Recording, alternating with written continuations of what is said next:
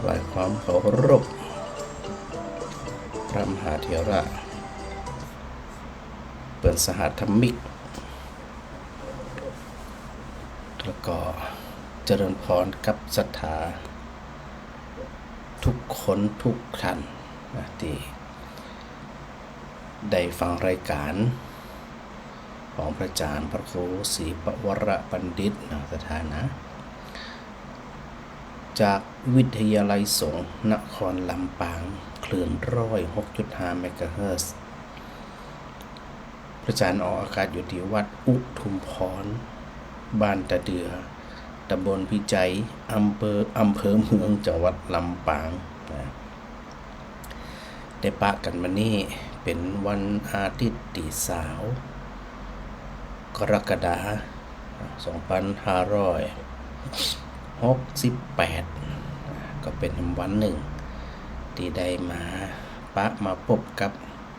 ศรัทธาญาติโยมเนาะเป็นเปื่อนเป็นป้องในยามค่ำคืนถือโอกาสได้ฟังธรรมนะศรัทธานะฟังธรรมในยามค่ำคืนโยมก่อนออกมาดังก่อน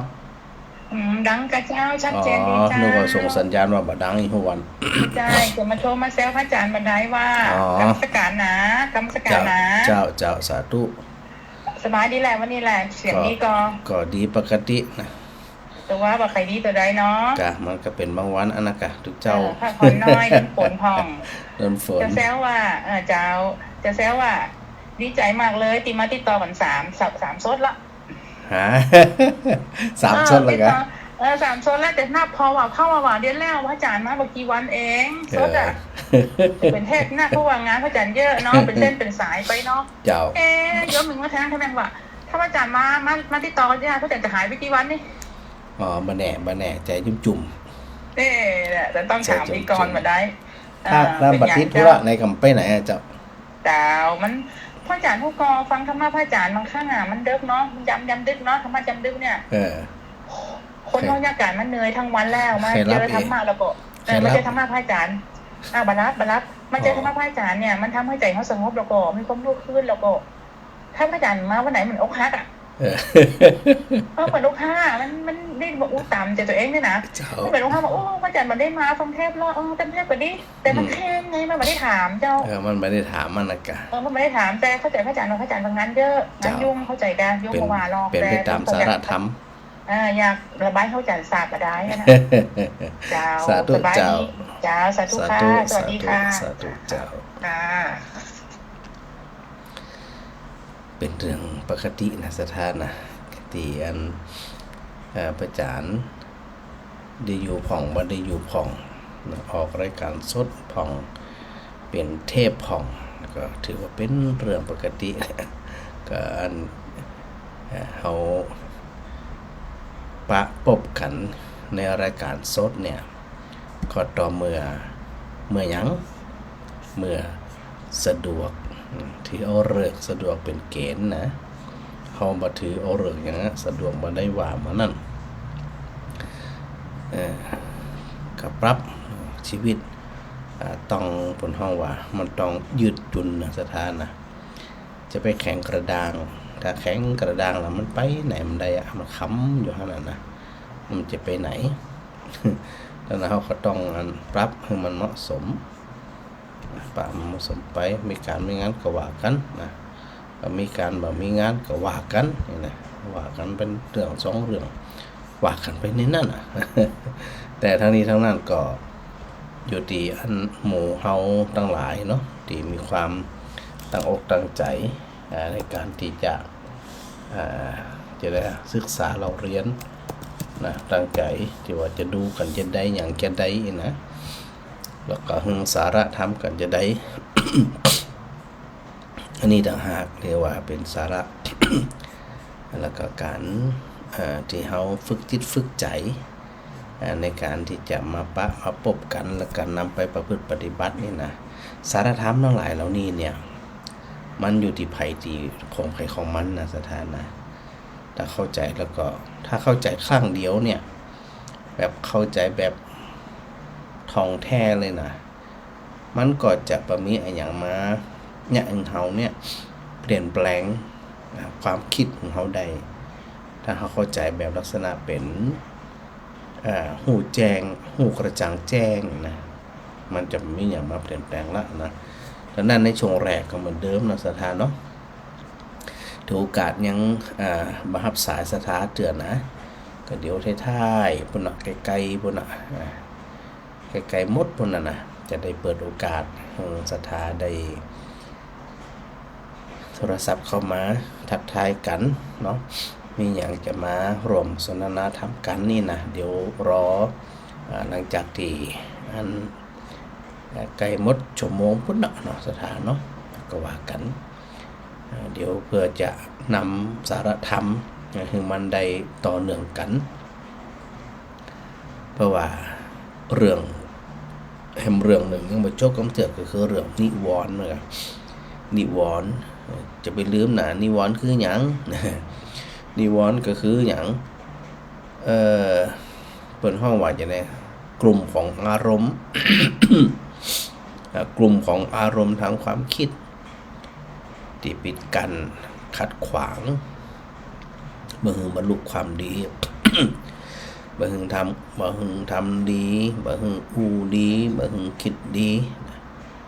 เรานี่มันจะมาเปิดโอกาสเลยมันจะทำหน้าที่ขวางของมันตลอดมันจะเปิด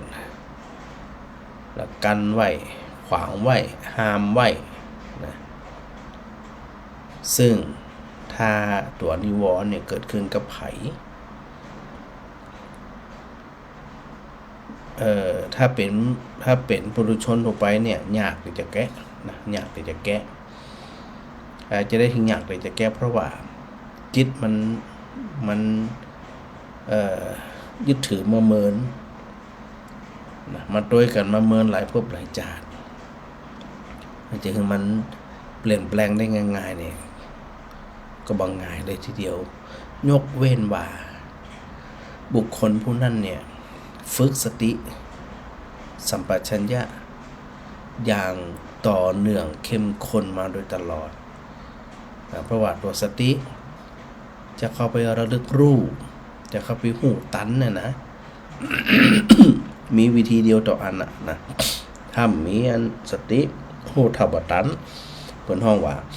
ตั้งอยู่ในความประมาทแล้วก็ได้อู้กันมากี่ข้อละ3ข้อเนาะสดาเนาะ1ตัวกรรมฉันทะนะเป็นนิวรณ์ข้อแรกที่ได้อู้ถึงมาโดยตลอดก็คือความปรารถนาความริษใจความใคร่ความต้องการความหลงไหลในอย่างในกรรมคุณต่างหากในรูปในเสียงในกลิ่นในรสในสัมผัสใน5ตัวเนี่ยอันนี้ถ้าเกิดขึ้นนะที่ได้อธิบายไว้ก็คือติดใจปรารถนาหลุ่มหลงไฟฝันนะมันก่อยากที่จะถอนจิตถอนใจไปหันความดี ไปหูสภาพของความเป็นจริงใดเพราะมันไปติดใจตัวคำจันทะนี่นะก็คือชอบเนาะชอบแล้วก็หลงมีรูปงามๆมีเสียงเพราะๆมีกลิ่นหอมๆมีรสอร่อยแล้วก็มีสัมผัสที่หนุ่มนวลเนี่ยนะก็จะติดใจอยู่จะอันนะสถานะอันนี้เอาอุกันไปแล้วเนาะตัวกามฉันทะส่วนตัวที่2ตัวพยาบาทนะที่พระอาจารย์ได้บอกสถาว่าจะวนเวียนมาอธิบายอยู่บ่อยๆอยู่มันนะเพื่อที่จะให้เป็นการทบทวนศรัทธาทั้งหลายตันผ่องบ่ตันผ่องจำได้ผ่องจำอะไรผ่องกับจะเป็นหยัง พระอาจารย์ก็จะถือโอกาสแบบเนี้ยนะนำมาอธิบายต่อเนื่องได้หลายรอบอีกกันละกันนะเนาะนำมาหลายรอบส่วนข้อที่2ก็คือตัวพยาบาทปองร้ายนะตัวพยาบาทตัวปองร้ายเนี่ยเช่นความคิดบ่พอใจคิดจังความโกรธความเกลียดความแค้นความอิจฉาริษยาการดูหมิ่นดูแคลนผูกใจเจ็บคัดใจเครื่องใจนะ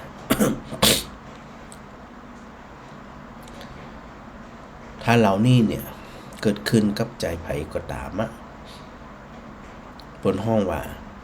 มันมาขวางนะขวางมาฮือเฮาเนี่ยมองเห็นความเป็นจริงได้มันไปโคดเหี้ยนะคนโคดคนขี้โคดขี้โมโหขี้จมขี้บนหมู่นี่นะบ่จะหันเพราะหยังเพราะตัวพยาบาทมันมาครอบงำมันมาข่มไว้มันมาเต็กไว้เรียบร้อย แล้วก็ใจงุดงิดหงุนง่านรำคาญกระซับกระซายนะหันแล้วก็จังได้ยินก็แค้นนะผูกใจเจ็บหาโอกาสเอาคืนนี่นะลำบากแล้วล่ะใจนี่นะโอกาสที่จะให้ใจนี่เป็นอิสรภาพเนี่ยมีละเพราะมันถูกจัดการโดยตัวพยาบาทไปเรียบร้อย มันจัดการไปเรียบร้อยแล้วนะสถานะเอาละเมื่อตัวอันพยาบาทเป็นตัวป้องกันเป็นตัวขัดขวางกีดขวางห้ามปรามบรรลุความดีนั่นเขาท่านทั้งหลายก็ต้องมาใส่ใจตัวเก่ามาพิจารณาตัวเก่าว่าตัวพยาบาทเนี้ยตัวนิวรณ์ตัวเนี้ยมันอยู่ในกมลสันดานอยู่ในใจของเขาหรือไม่นะแล้วก็ตัวที่3ถีนมิทะความง่วงเหงาเฮานอนความหดหู่ใจขี้ข้านท้อแท้เบื่อในเสื่องซึมเศร้าซึมหมดหวังเสียใจหมดอะไรตายอยากเนี่ยมันมีกำลังอกกำลังใจเบื่อเซ็งจิตใจบ่ฮึกเหิมนี่นะ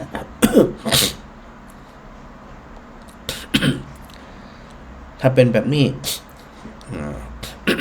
คนพวกนั้นกำลังถูกตัวถีนมิทะนิวรณ์เนี่ยเขาครอบงำเรียบร้อย ตัวถีนมิทะมาเขาครอบงำแล้วเมื่อใจบ่ตื่นเนาะ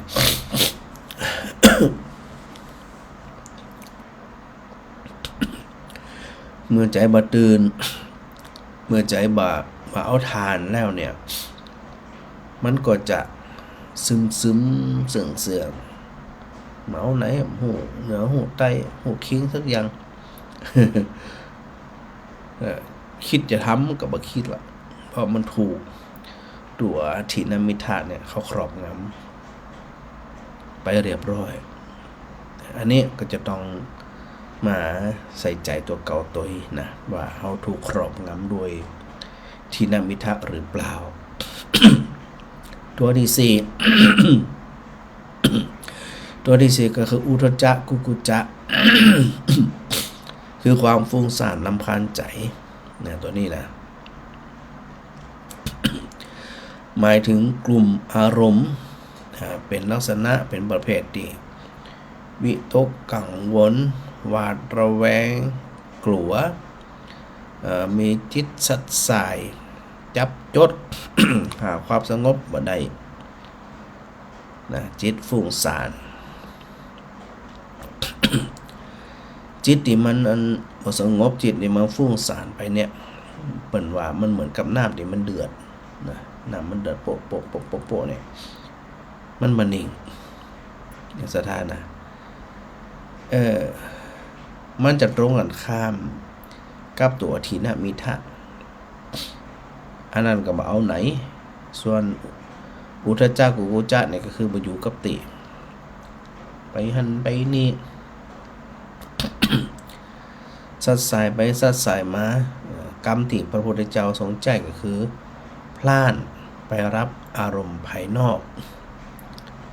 มันจะดิ้นไปพล่านไป ไปหาเรื่อง ไปหาเรื่องภายนอกอย่างดีมีข่าวคราว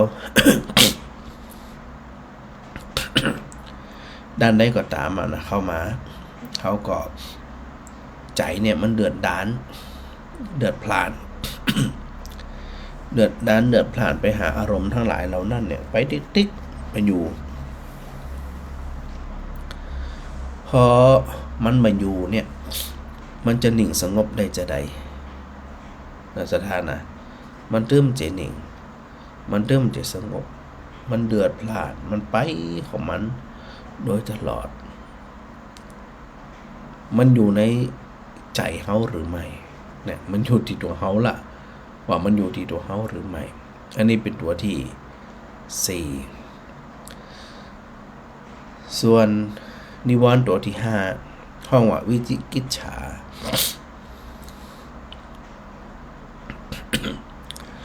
วิจิกิจฉาความลังเลสงสัยเป็นลักษณะที่เมื่อมีความแน่ใจลังเลกังวลก็กลัวก็กลัวคือเนี่ยอย่างเนี้ยมันมีความมั่นใจเช่นมามีความมั่นใจหรือว่ามีความลังเลสงสัยในเรื่องนรกสวรรค์ในเรื่องจัดแล้วจัดหน้าจัดนี่ในเรื่องบาปเรื่องบุญในเรื่องของจิต ที่มันสะสมมาคือลังเลเชื่อกับบ่ใจบ่เชื่อกับบ่ใจมันเหมือนคนที่มันมีความมั่นใจเวลาทำอะไรอย่างเนี้ยแรงฮึดหรือว่าการทุ่มเทเนี่ยมันจะลดลงเมื่อได้บรรลุเป้าหมายที่ควรจะเป็นมันลังเลสงสัยอยู่หั่นน่ะมันลังเหียก้าเป็นย่านเหียก้าเป็นนี้เหียก้าเหมา พอมาเอาแล้วสถาแล้วใจเนี่ยจะนำไปสู่ความมุ่งมั่นในเรื่องของการตัดภพตัดจากก็คือไปสู่นิโรธไปสู่นิพพานะหรือว่าพระนิพพานคือไปสู่ความดับสูญเมื่อเฮามามีความมั่นใจว่ามันมีจริงหรือไม่มันดับทุกข์ได้จริงหรือไม่การเดินทางของเขาก็เป็นลักษณะไปกับไปบัดแต้นะเอาบัดแต้เหมือนขี้เมาอ่ะเหมือนขี้เหล้าอ่ะเดินไปนาน1 ก้าวถอยหลัง3 ก้าวอย่ามันกลับไปถึงสักเดียววิธีการเหล่านี้เนี่ยถ้าหากว่าเขามีความมั่นใจในอย่างมั่นใจในอันองค์สมเด็จพระสัมมาสัมพุทธเจ้าเขาจะปราศจากความลังเลสงสัยซึ่งความลังเลสงสัยที่ว่าเนี่ยมันจะไปเป็นปฏิปักษ์เป็นทางตรงกันข้ามนะกับเรื่องราวที่มันควรจะเป็นเพราะว่าคนที่มีความลังเลสงสัยกึดอยู่หันน่ะนะมันไปมันได้มันเปิ่นจึงมีไอ้อย่างเข้าไปกำกับเปิ่นจึงมีในเรื่องของตัวศรัทธานะศรัทธามีก็มีคำว่าศรัทธามีก่อน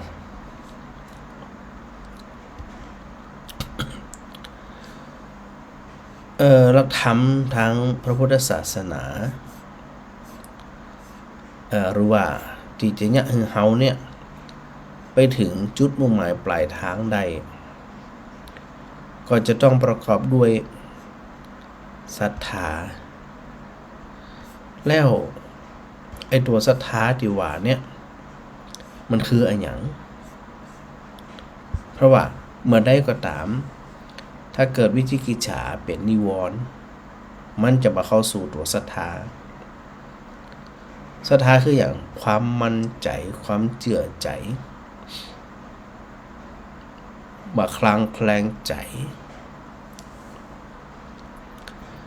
โดยเฉพาะหมู่เฮาชาวพุทธ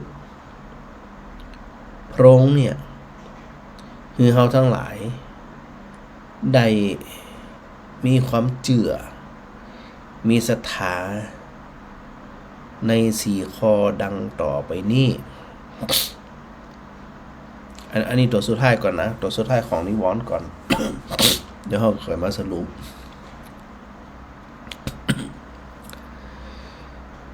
ตัวแรกเขาจะไปถึงความสิ้นทุกข์ได้เนี่ยก็จะต้องมีอย่างมีกรรมศรัทธาเชื่อในกรรมกายกรรมวจีกรรมมโนกรรมมั่นใจว่าสิ่งใดเขาทำไปแล้วมันจะบ่ได้ผลทุกสิ่งทุกอย่างมันก็เกี่ยวตามกันไป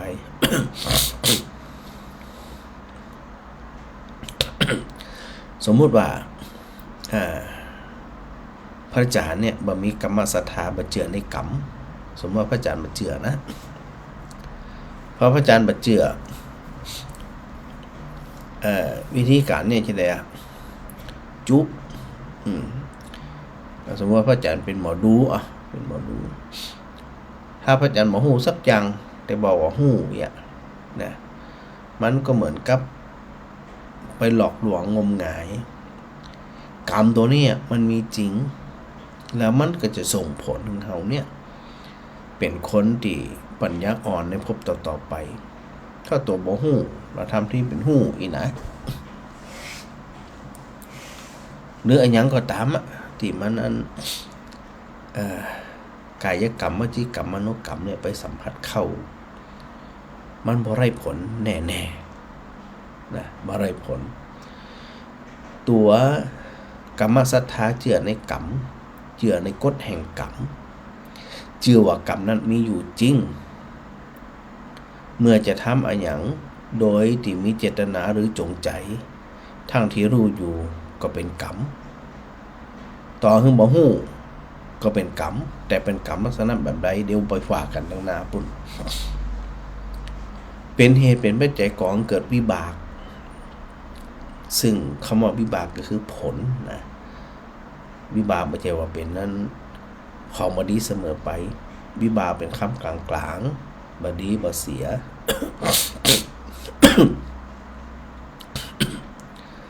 แล้วก็สืบเนื่องต่อไป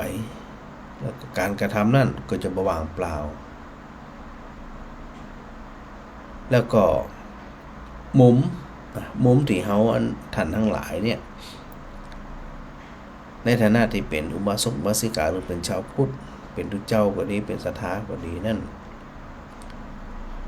ถ้าเฮามีตัวกรรมศรัทธาเชื่อในกรรมแล้วจะกระทำอะไรอย่างก็ตามจะกระทำด้วยการอ้อนวอนนอนรอคอยโชคชะตา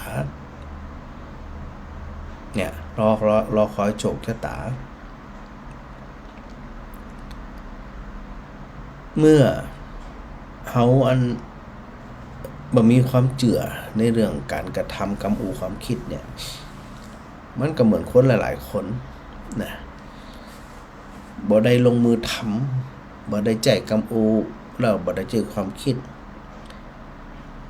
แล้วก็ขออย่างเดียวอ้อนวอนอย่างเดียวมุมของคนที่อ้อนวอนนี่นะมันก็จะบ่ได้ผล เพราะว่าเหตุปัจจัยมันบ่ได้สร้างไว้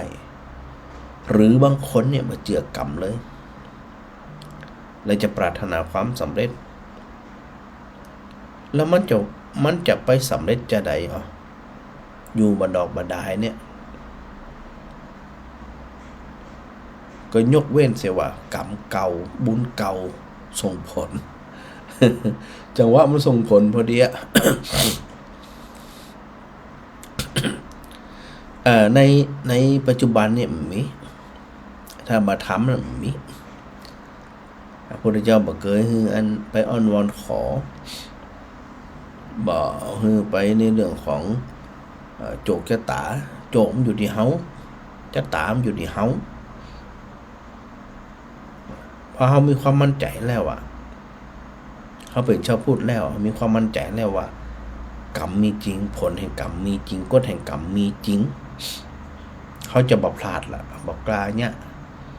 ในสิ่งที่มันบ่ถูกบ่ต้องแล้วท ทางตรงกันข้ามก็คือยิ่งเร่งขนขวายทำในสิ่งที่มันถูกมันต้องเพราะว่าทั้งสองด้านทั้งสองข้างเนี่ยมันก็ส่งผลเหมือนกันตัววิบากกรรมเป็นคำกลางมันก็ถ้าเป็นกุศลวิบากก็เป็นอานิสงส์เป็นความดีผลที่เขาได้มาเป็นทางดีอกุศลวิบาก เป็นบาปเป็นทางบ่ดีแล้วไผเป็นคนเนี่ย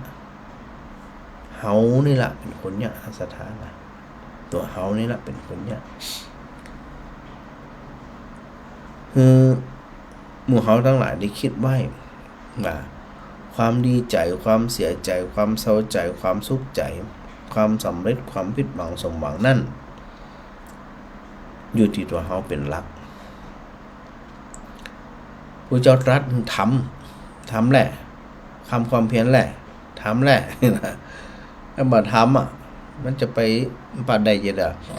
จะตั้งน้ำใส่โอ่งนะร้องมันฝนมันตกก็ใส่อันขันก็มีน้ำบวยก็มีน้ำก็มีแต่บ่ดักใส่ร้องอ้อนวอนเทวดาอยู่ฝนตกลงมานักมันอาจจะไม่ได้ วันเวลามันเมินนี่นะแต่เกิดไปขอหน้าแรงแล้วไม่ได้อยากที่มันได้มามันจะเพราะแรงอธิษฐานนะที่มันได้หน้ามาแม่บัดเต็มก็ตามมันได้เพราะฝนหน้าฝนหน้ามันตกลงมามันไม่ได้เพราะไปนั่งขอ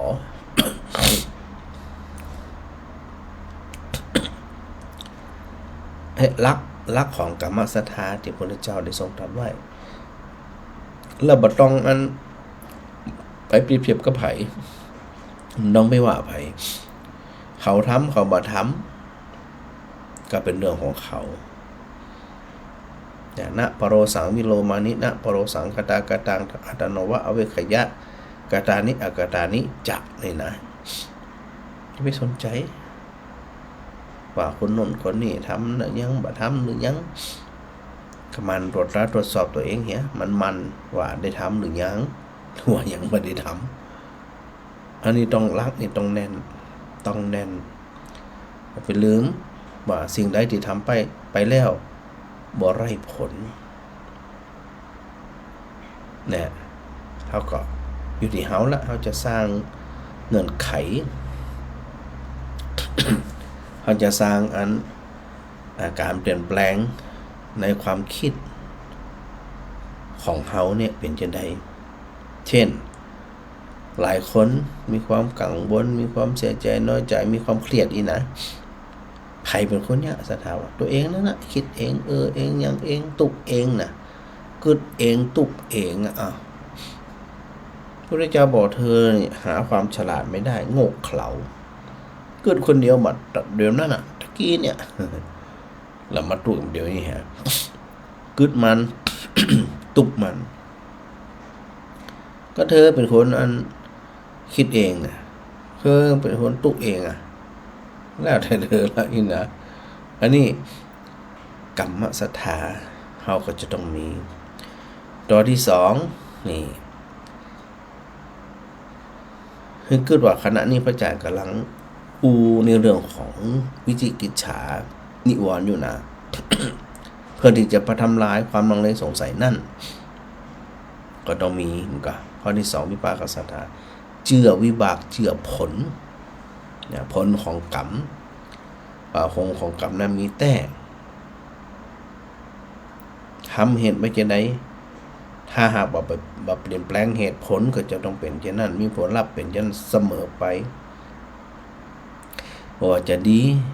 หรือบ่ดีมันส่งผลทั้งนั้นมันจะหนีตัววิบากกรรมหรือว่าผลเนี่ยไปบ่ได้ยาที่สังวัปเตพีชังตาที่สังละพะเตพลังกัลยาณการีกัลยาณังปาปการีจะปาปกัง ผมประกาศไว้แล้วนะว่าเธอหว่านพืชเช่นไรย่อมได้ผลเช่นนั้น วันหมวงก็เป็นหมวงมันจะไปเป็นมะขามไม่ได้เนี่ยมะเม็ดมันเจื่อมันอะพันธุกรรมมันเป็นมะม่วงมันจะเป็นมะขามไปมันจะได้เหมือนกันเขาทำสิ่งใดไว้สิ่งนั้นเนี่ยมันย่อมส่งผลในสิ่งนั้นที่พระอาจารย์เกยเปรียบเทียบมาสถาฟังนั้นว่าเขามีน้ำใสอยู่สถาเทน้ำสีดำเทสีดำไปน้ำที่ใสๆก็จะเป็นสีดำเท่านั้นถ้าบ่ย้อมเปลี่ยนเป็นสีอื่นนะเนี่ยบนห้องว่ากัลยาณการีกัลยาณังปาปการีจะปาปกังทำดีได้ดีทำชั่วได้ชั่วน้ำใสเฮาสีเขียวไปเทใสได้สีเขียวมันจะออกมาเป็นสีแดงมันได้เป็นแบบมันได้เพราะว่าเขาเป็นคนเทใส่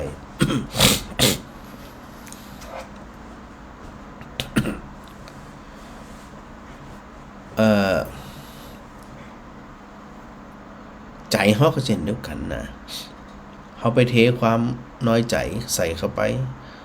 มันก็ออกมาเป็นสีน้อยใจสีหม่นหมองสีเศร้าซ้อยเงาง้อยนะมันก็เล่นงานเอาเต็มที่กะว่าเขาไปเสาะหามันเองอ่ะเขาไปเชิญมันเองเขาเป็นผู้สร้างมันเองอ่ะ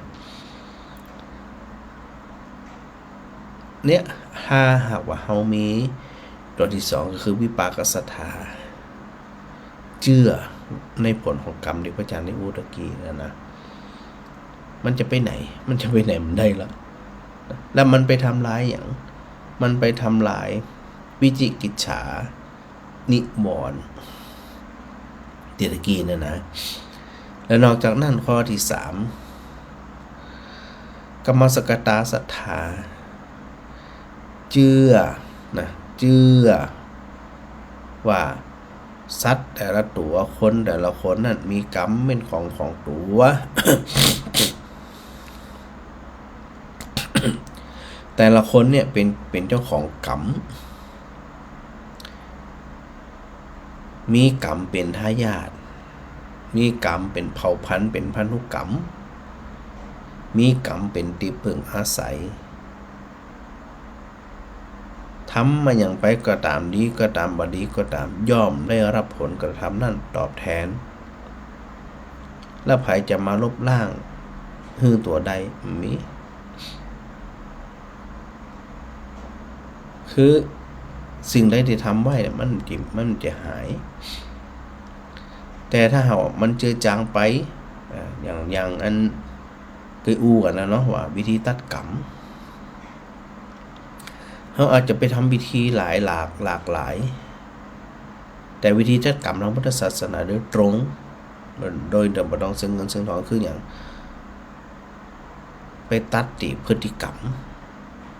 ไปตัดที่นิสัยมันต้องไปตัดกรรมที่อื่นนะถ้าตัดที่นิสัยตัดแต่พฤติกรรมมันตัดได้เพราะมันอยู่ที่ใจเฮาอ่ะห้ามต้องไปแสวงหาห้ามต้องไปเดินทางที่ไหนเราตัดเลยตัดโดยวิธีใดก็ดูตัวเองก็ว่าตัวเองเนี่ยสภาพจิตเป็นจะได้อยู่ความเป็นอยู่เป็นจะได้อยู่ตัดเนี่ยพออันเฮาตัดถ้าบ่ตัดบ่ได้เตือก็ลดพฤติกรรมนั่นเหียแต่อันเฮาฮู้ว่าหากบ่พึกปฏิบัติมาเมินเนี่ยแล้วมันส่งผลที่เฮาเนี่ยบ่มีความสุข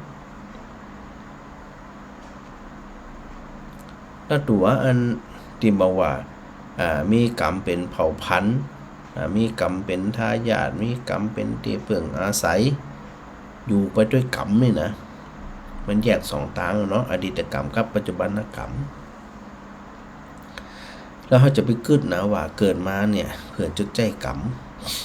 คิดอีพิษละหรือเขาจะบอกว่าเกิดมาเพื่อใจเพื่อสร้างกรรมกับพิษละ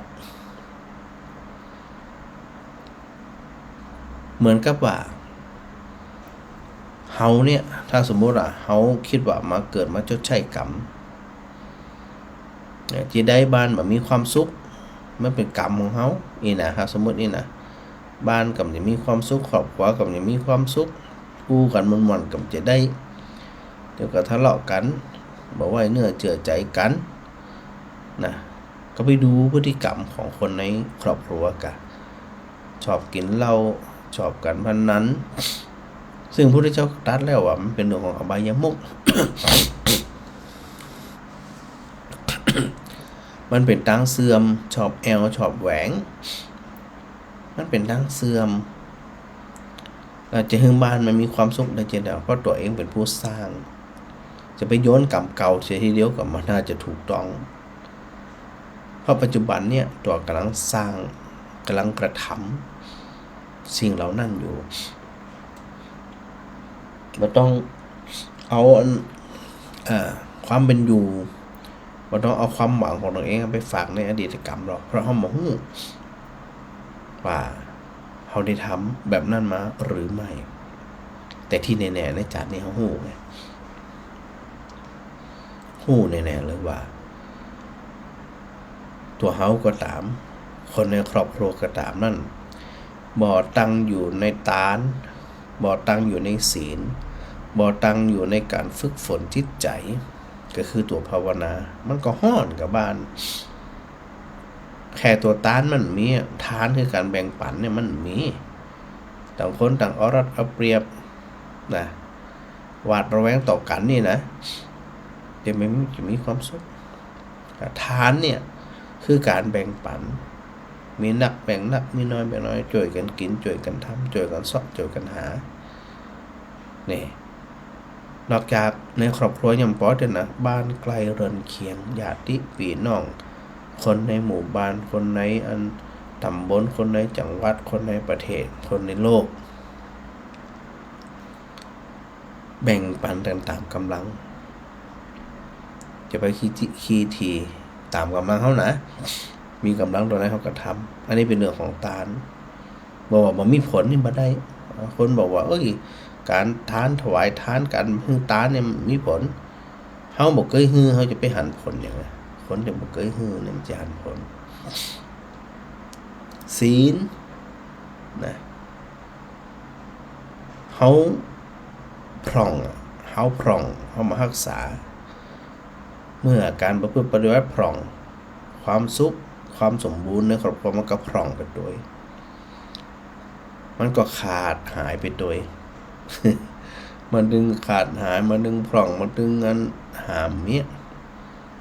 เพราะว่าหลักของศีลนั่นมันเป็นหลักของการประกันชีวิตตัวเก่าการประกันคนในครอบครัวคนในสังคมอยู่อย่างมีความสุขโดยที่บ่ได้เบียดเบียนประหารซึ่งกันและกัน เนี่ยถ้าเขาฮู้จักปากันรักษาบางคนก็บอกว่ามันเป็นเรื่องของศาสนาเป็นเรื่องของว่ามันเป็นเรื่องตัวเก่าล้วนๆไม่เกี่ยวตัวเองจะนับถือตัวเองจะรักษาบ่รักษามันอยู่ตัวเก่าวัดก็บ่ได้กระเทือนหยังศาสนาก็บ่ได้กระเทือนหยังแต่มันไปกระเทือนตัวเก่าปุ้นเราจะปฏิเสธมันได้เพราะมันเป็นหลักประกันของความสงบร่มเย็นในชีวิตทรัพย์สินและครอบครัวเราจะไปโยนเรื่องเป็นเรื่องของวัดเป็นเรื่องของศาสนาเฮาบ่เกี่ยวใจนะเรื่องตัวเก่าแท้ๆเนี่ยต้องประพฤติปฏิบัติต้องรักษาอันใดที่มันปัจจัยบ่ควรเขาก็พยายามหลีกเลี่ยงหลีกเว้นงดเว้นจนที่สุดก็คือยาขาดเลยยาเลย แล้ว ตัวภาวนาก็คือตัวการศึกษาเราเรียนการฟังธรรมก็เหมือนกันนะการฟังธรรมในค่ำคืนในไหนก็ตามสถาฟังสถาอ่านสถานำไปปฏิบัติไปเข้าใจที่ประจักษ์พยายามอย่างยิ่งเลยนะที่จะเฮือนสถาฟังแล้วเอาไปปฏิบัติเองโดย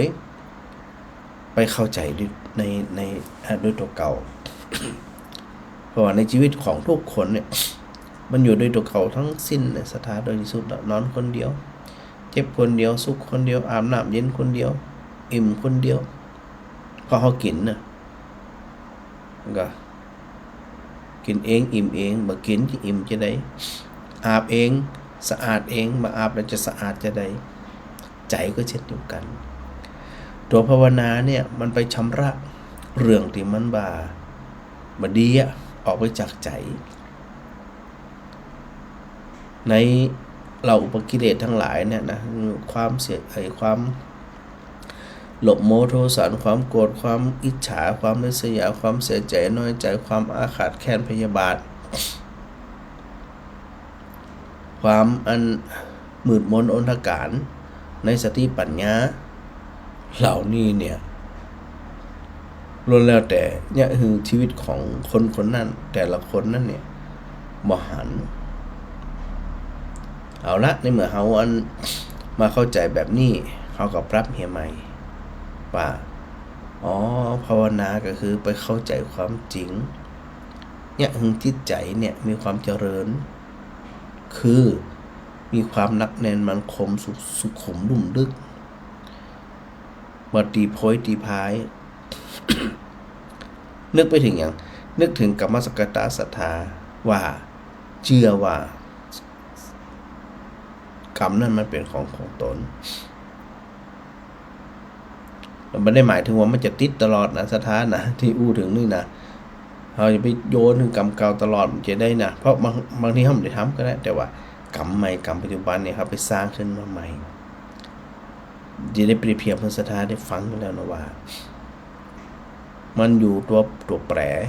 เงื่อนไขสิ่งที่เขาเติมลงไปต่างหากเขาจะบอกว่าอันทำกรรมสิ่งใดย่อมได้สิ่งนั้นเขาจะบอกดีโชคอะไรเนี่ยบ่ได้นะ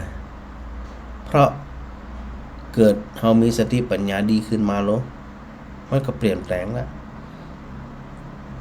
เช่นเขามีสีดำอยู่ยศหนึ่งน้ำสีดำเทลงไปสีมันจะดำมันก็เขาจะไปคิดว่าน้ำน่าจะเป็นสีดำตลอดเขาเปลี่ยนแปลงพฤติกรรมเปลี่ยนแปลงเหตุปัจจัยเทสมมติเขาจะใครทั้งเป็นสีชมพูนะ เขายุดเติมสีชมพูนั่นขออภัยเขายุดเติมสีดำนั่นแล้วก็ไปเติมสีชมพูไปติ๊กติ๊กติ๊กติ๊กติ๊กติ๊กจะได้มันเป็นสีชมพูกันไหนว่าทำสิ่งใดได้สิ่งนั้นไงเทสีดำมันก็ต้องเป็นสีดำกะจะไปลืมว่าเขายุดเทไปแล้วเขายั่งไปแล้ว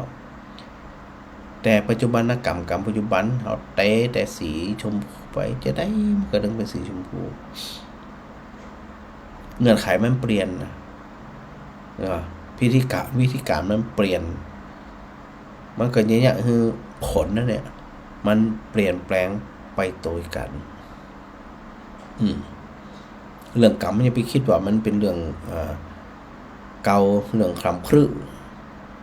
เป็นเรื่องโบราณไม่ใช่กรรมเป็นวิทยาศาสตร์ เป็นวิทยาศาสตร์พิสูจน์ได้นะแต่ว่าระยะเวลาในการพิสูจน์มันอาจจะเมินนานถ้าอยากแก้ให้งานหันผลเร็วๆก็คือเดี๋ยวไปยืนด่าอยู่หน้าบ้านด่าไปก็ได้อยากให้หันผลทันตาเนี่ยนะด่าไปรับรองเขาด่าครับแน่นอนแล้วมันจะด่าคนเดียวนะด่ามาเป็นหมูเลยนะ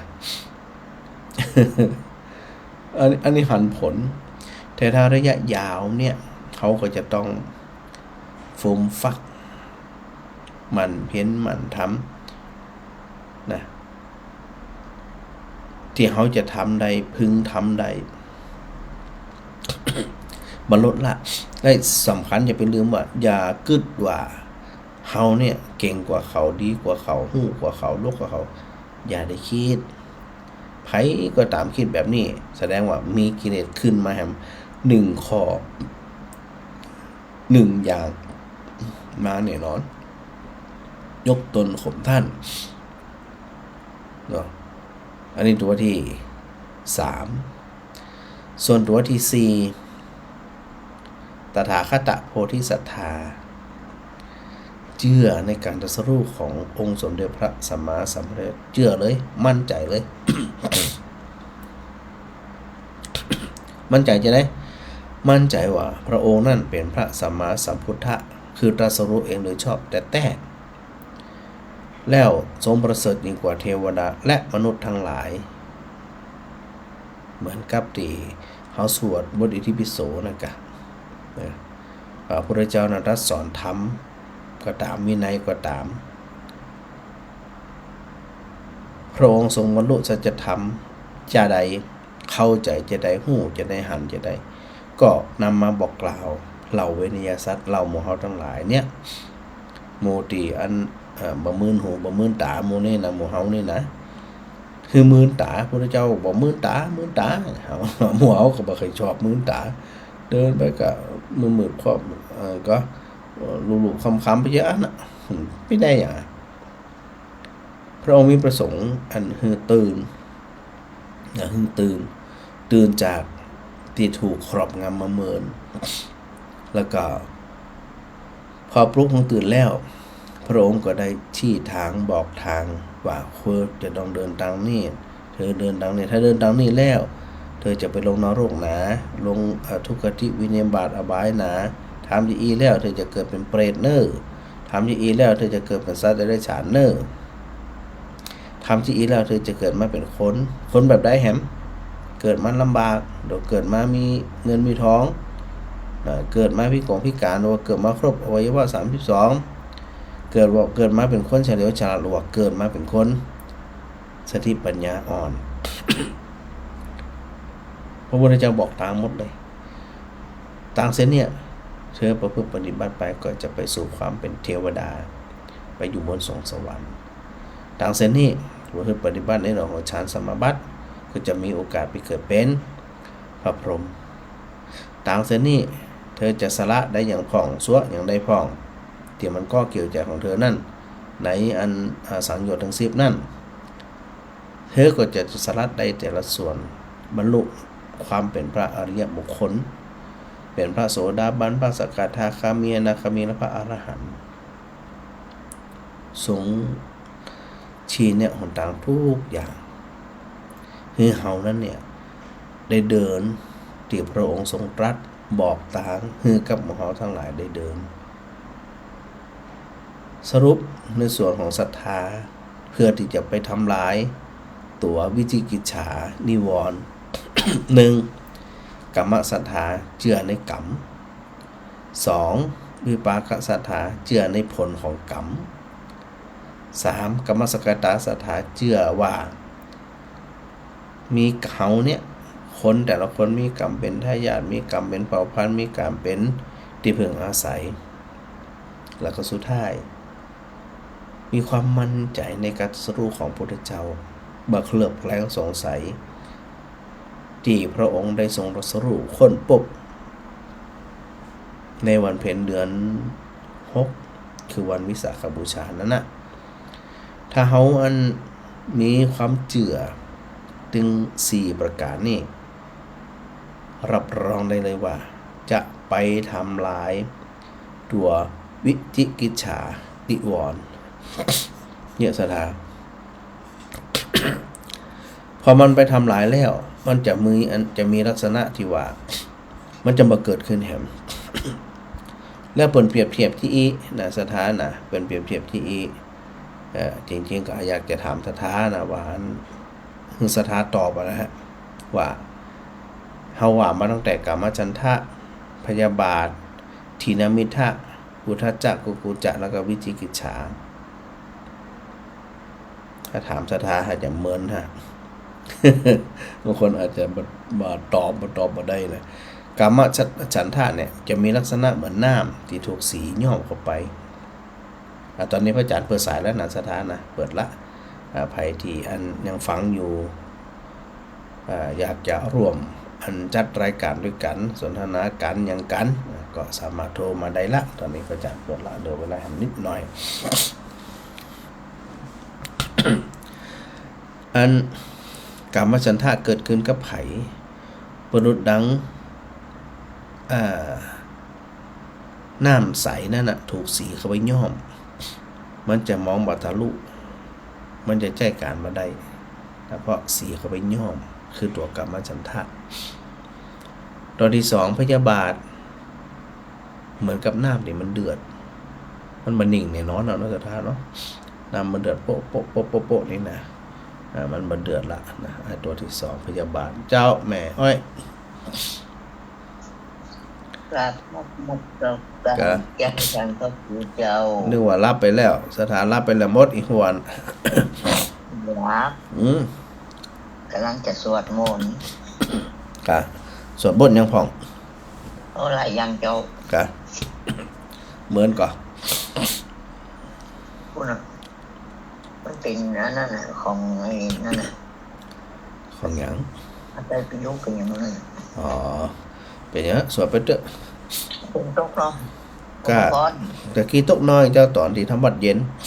มันถุ่มปลายตกน้อยแต่ตอนนี้ยุดละไหมไม่ก็รวมทำกับเขาไว้อ๋อจะนี่ละมันเตรียมเนื้ออันนั้นนี่จะได้กระโทรมาบอกเนอะมันถูกเหรอถูกก็ได้รู้เนาะมันถูกเนาะมันถูกซอย2นั่นแหละซอยเก่าคุณนะซอยไหนซอยบ้านยายมูลเนาะอ๋อตีเดิมมันเหรอแม่จะเอาไปรออยู่ฮั่นเจ้าเอามันถูกก็ได้นะแม่เนาะพระอาจารย์นั้นพอออกจากวัดแล้วพระอาจารย์ต้องหาเนอะเจ้าสาธุแม่ผมนมัสการท่านพระครูเจ้าสาธุเจ้าคือพยาบาลทีนมิทะนะเปิ่นเปรียบทีนมิทะประดุจดังจอกแหนน้ำที่ใสๆเนี่ยเวลามันจอกแหนนักๆมันปกคลุมหมดอ่ะว่าสามารถที่จะไปเห็นอย่างที่อยู่ในน้ำได้เลยมันมืดเนาะมันมืดมันมีสิ่งอันกีดขวางอยู่แล้วก็พอเป็นน้ำก็จะน้ำเน่าเหม็นได้เหมือนกัน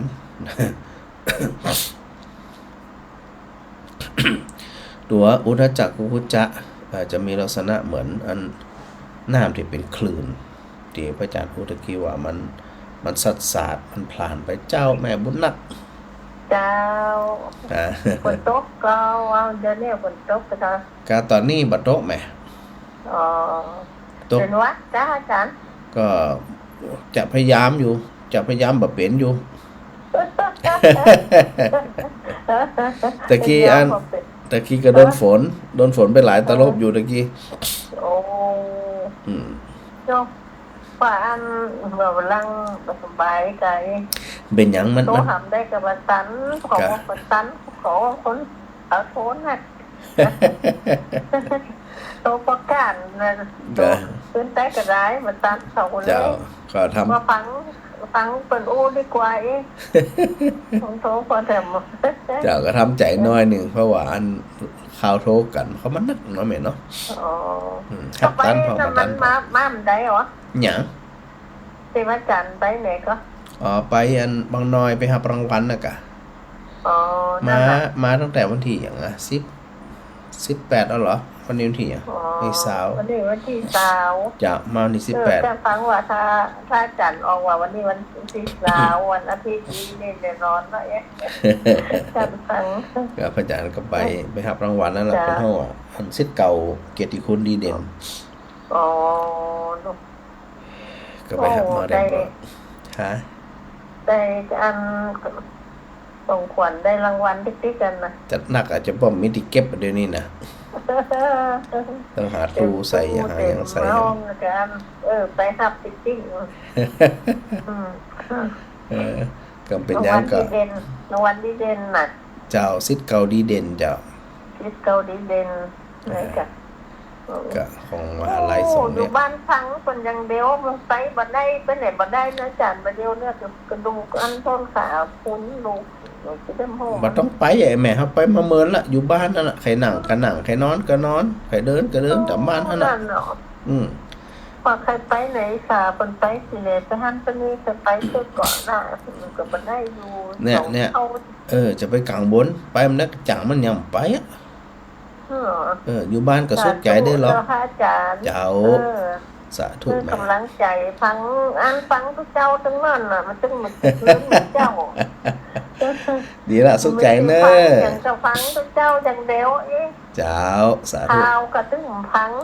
วันนี้กำลังใจฟังข่าวพอถึงก็ ยิ่งพอยิ่งกังวลยิ่งเครียดเนาะ เครียดฟังดีละฟัง เจ้าคนเหล่าคนอู้อย่างมือเจ้าเนี่ย เจ้า ตีห้าแล้วก็เสร็จแรงเหี่ยฟังทุกคนทุกองค์เนาะแล้วแต่วันไหนฝนตกผ้าห้องผ้าแล้วพอวันนี้วันเดียวเนาะเนี่ยที่ฝนบดตกอะกะฝนตกผ้าห้องผ้าแมทเป็นซึ่งบขาดเลยอ่ะเจ้าจะได้กระบวนรักษาเนอะเจ้าเอ็นสาเจ้าสาธุสาธุตะกี้อุทธัจจกุจะเหมือนน้ำเนี่ยเป็นคลื่นมาสถานะมันเป็นคลื่นมันนิ่ง จิตบันนิ่งมันจะมีคุณภาพได้จะได้แล้วก็ตัวสุดท้ายวิจิกิจฉาถ้าใจมีวิจิกิจฉาความลังเลสงสัยนั่นมันจะมีลักษณะเหมือนขี้เป๊ะน้ำเดียขี้เป๊ะไปใส่นะขี้เป๊ะเหม็นผ่องมาเหม็นผ่องยังกระจังเด้อนะมันจะมีลักษณะแบบนี้เนาะเจ้าแม่พิมพ์ฮะเจ้านิวรณ์หลายอย่างมีถึง5อย่างกันหรอตัวนิวรณ์เนี่ยเจ้านอนฟังอยู่นี่นอนฟังสบายเนาะนอนฟังอยู่นี่นอนเถอะใครหนังกันหนังใครนอนกันนอนตามสบายอยู่บ้านเฮาเลยพี่กลัวยังถ้าบ่นอนตึ้งบ่ได้นอนเถอะแม่พระอาจารย์นึงบอกแล้วนอนเพราะว่าการเข้าใจธรรมมันจะอยู่กันอิริยาบถไหนเพราะว่ามันพระอาจารย์เจ้าเข้าใจมาจ้าตากะทำตัวมาบางอย่างก็ทำตัวได้บางอย่างทำตัวบ่ได้แต่ส่วนมากได้เป็นส่วนมากเจ้าเนี่ยเป็นประโยชน์กับเฮาละจากนี่พระอาจารย์ย้ำนี่นะเอาว่าจากนี่ละพระอาจารย์มันยังกระจ่างไม่ถึงการจัดนี่เนาะเจ้าเฮาบ่ต้องไปคิดจัดต่อไปจากมันมีจากมันแต่ว่าขณะนี้เฮาจัดให้เฮาสร้างเหตุมาดีอ่ะเจ้าผลก็บ่ต้องไปกังวลมันมันต้องส่งมาดีอยู่แล้วนะครับไปแล้วสุขใจอ่ะถ้าเข้าใจยังก็สุขใจแล้วแบบมีอย่างมาคล้องแวะถึงเขารับสนใจเรื่องเก่าเรื่องใหม่สนใจตัดขวางรับปตรมะถึงเขาได้กินทั้งตาลอย่างมันก็สบายใจนะพระอาจารย์แม่เจ้า ได้กินทั้งตาลต่างความดังเขาเนี่ย ก็สุขใจเจ้าดีละสาธุแม่เจ้าสาธุเจ้าแล้วก็จบเนอะในเรื่องของนิวรณ์จริงๆเนี่ยมันมีที่จะอธิบายแหมนักก็สมควรเวลาจะไปอธิบายแต่ละอย่างนี่นะเอาเป็นว่าเบิ่งจบจากกันแล้วกัน ในเรื่องของนิวรณ์เนี่ยมันมีปลีกย่อยมันมีรายละเอียดให้นักสถานนะเดี๋ยวมีเวลาวันใด ก็จะนำมาจากกันต่อก็แล้วกันนะสถานเนาะมันมาจบจากกันแล้วกัน ตะกี้ถึงไหนมูนี่อาจารย์ทักถึงไหนมูนี่ เดี๋ยวเนี่ยตะกี้ตัดถึงไหนอันเก่าหายไปหมดแล้วเฮ้ย อันเก่ามาหายไปแล้วเป็นยัง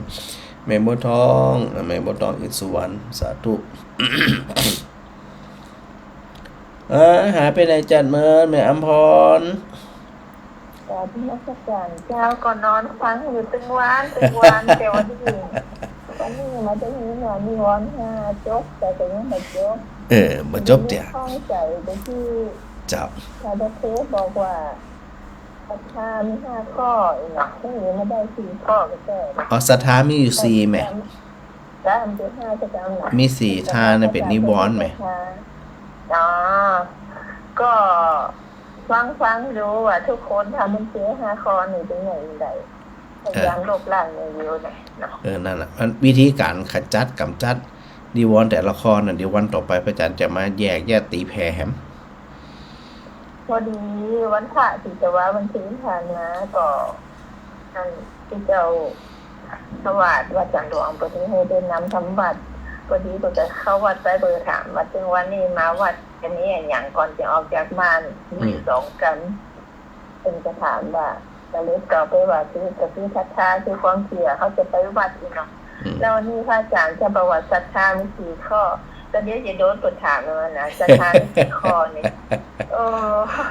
เนี่ยศรัทธามี4เลยศรัทธาที่ว่าจะศรัทธาสามารถจะศรัทธาศรัทธาศรัทธาภาษาพุทธิศรัทธาจะนี่ตอบเปิดจะถามเลยถ้าใช้วัดที่ไหนพระอันเจ้าว่าเป็นจะสอบถามเวลาเทศเนี่ยคุณหายพระอาจารย์เป็นจะสอบถามมาเทศเรื่องอันยังฟังเรื่องได้ยังพอย่ำทันสมัยไม่จ้ะถ้าที่อินในทันสมัยแหมจะได้อันเจ้าฟังแล้วได้สักอย่างปวดขามได้แข็งได้ปวดเอวได้น่าจะเวลาเป็นเทศที่เราไปจะถามว่าจะที่เทศเรื่องอันยังแล้วความหมายเป็นยังไงเดี๋ยวกลับมาถามเนี่ยจ้ะแล้วดูโค้มันจะเงียบปีเพราะว่าแม่พ่อหายไปได้หลายปีแม่พ่อก็เลยบอกว่าแม่พ่อกว่าโควิดจ้ะเนาะปีนี้แม่พ่อกลับเข้ามาก็ดีจะได้ถามกันเนาะจะได้ไปคืนครูทำวัดเหมือนเดิมให้หมออินเนาะนั่นแหละโอเคอยู่ตอนนี้กำลังแล้วก็อันเดี๋ยวนี้มันศรัทธา4มันก็มีเนาะเดี๋ยวนี้น่ะแล้วก็อันอุบาสกก็มีแต่อุบาสิกาแล้วเอายับตัวแม่พรไปเอาอย่างอาราธนาศีลอาราธนาธรรมแม่พรก็บอกว่าหัวจะน้อมจะเป็นกุศลจะเป็นอันอาจารย์เนาะตัวเราประเจกเป็นอย่างบอกว่ามันไม่กันอาราธนาศีลอาราธนาธรรมใครมาทำกันเลยจะไปอู้อย่างนั้นมันจะเป็นอย่างตัวไว้นะมันเป็นอย่างว่าเจ้าเพราะว่าโดยปกติทุกคนละอ่อนกันยังได้เลยเพราะว่าการอาราธนาเนี่ยเป็นการขอเนาะเป็นการขอเพราะว่าพระขึ้นหนังคำหมาดจะเทศแล้วมันมีแฝงอาราธนาแม่นอันเต็ดกำเนิดเนี่ยไปเถอะเนี่ยไปเลยบ่จะพิษจะหยังดีเป็นสิ่งที่ดีอย่างเดียวแหมเป็นที่ล้อนิวรณ์5 ข้อเนี่ยฟังจะจบวันไหนเนาะเอาจนได้เลยเอาจนได้ติดตามมาตลอดทุกวันแต่แม่พ่อไม่อยากโทรปล่อยคนอื่นโทรฟังจ้าเดี๋ยวอาจารย์ขยายต่อวันหลังๆแหมค่ะเจ้าจะได้กระบวนทักษะเนอะสาธุเจ้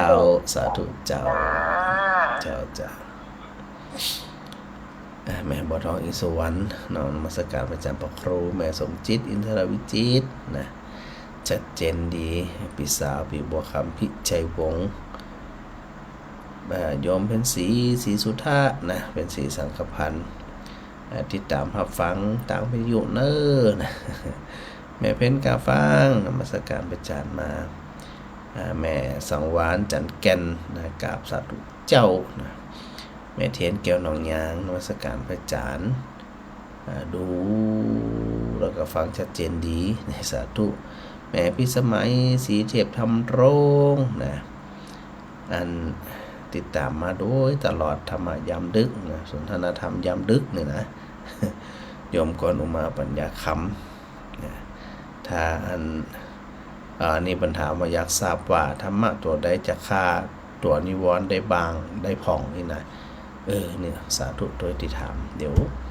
วันหลังก็จะได้ไล่กันแฮมนะสถานะมือจบเดี๋ยวโยมสุรางสวยฉลาดนะนมัสการเจ้าแม่สมจิตบอกว่าไปงานทำงานปิดตอยฟังพระอาจารย์ปิดตอยนี่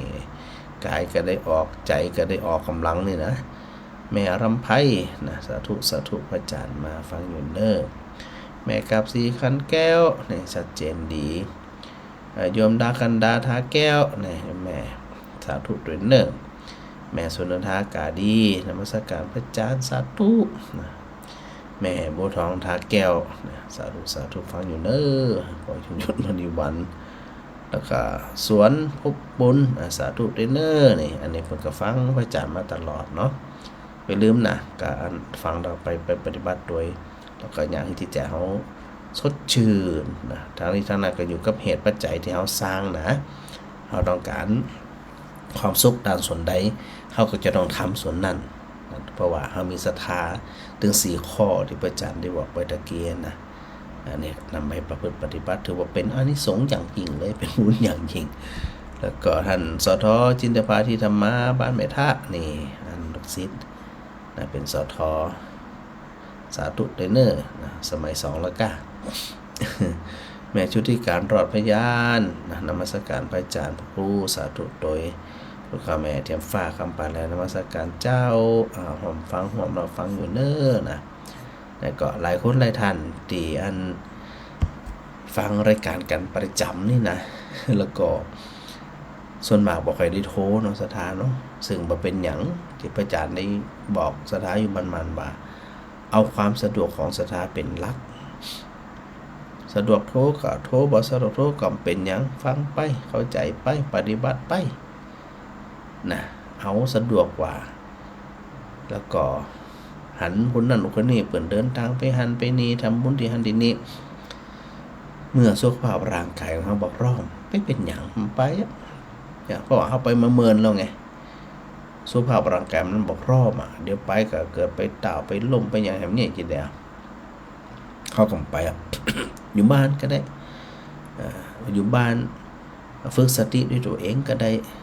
นะจะสวดมนต์ที่บ้านก็ได้จะส่งใจไปทางไหนก็ได้นะแต่ถ้ายิ่งส่งไปก็ยังหวานมันไปซ้อหาเรื่อง ถ้าว่าอยู่กับจิตอยู่กับใจอยู่กับตัวเก่าเนี่ยมันมีเรื่องราวที่มันจะเสริมเข้ามาแหมเห็นอาสถานนะดังนั้นเนี่ยมันต้องไปกังวลมันต้องไปเสียใจน้อยใจห้ำไปห้ำได้ไปนะเป็นอย่างตัดขวางแล้วนะข้อกังวลโมเนี่ยมันยังใจเป็นตุกเนี่ยเอามาแบกไม่อย่างทัดขวางถึงเขากินได้กินถึงเขารับได้รับถึงเขาอาบได้อาบนี่นะเนี่ยอันนี้ก็เป็นบุญเป็นความสุขของศรัทธาญาติโยมอยู่แล้วเนาะจะได้ก็ขอโมทนาทุกคนทุกท่านด้วยเนอะที่ได้ติดตามกันมาโดยตลอดนะศรัทธานะแล้วก็ด้วยบุญกุศลที่เขาตั้งหลายได้ทำเดือนเนอะขอสายสุดท้ายกับเจ้าเดือนนั้นรับไปละ บุญกุศลที่เราได้ทำมาโดยตลอดนั่นก็ขอเป็นบุญเป็นพละวะปัจจัยนะเป็นบุญบารมีของเขากูคนตัวแล้วก็ได้ไปสู่ความสุขสงบในกำลังแห่งสติปัญญาของเขาที่เขาได้ทำมานี่นะศรัทธามีบุญกรรมบุญจูบุญรักษานะกันกูคนสายสุดท้ายเจ้าฮัลโหลกรรมสการเจ้าใส่ข้างนึงค่ะได้เลยพระอาจารย์พระอาจารย์ขอบคุณมากนะธรรมะอุคืนเนี่ยเจ้าเข้าใจเยอะ เข้าใจเยอะขึ้นมาแหมน้อยนึงเราก็ขอตัวมาฆ่าวิงบอลมาทำลายนิวรณ์ให้หน่อยหนึ่งได้เลยเจ้าพระอาจารย์วางวันใดก็ค่อยเข้าในการทำกรรมหนึ่งวันละได้จะขยายมันกรรมหนึ่งรักษาสุขภาพตัวน้ำอุ่นก็ได้ฉันน้ำอุ่นพระอาจารย์เนอะเจ้าขอบคุณจันหลายขอบคุณธรรมะเจ้าสวัสดีค่ะสวัสดีค่ะสาธุค่ะโมทนาแล้วครับขอบคุณครูบาอาจารย์ด้วยนะครับ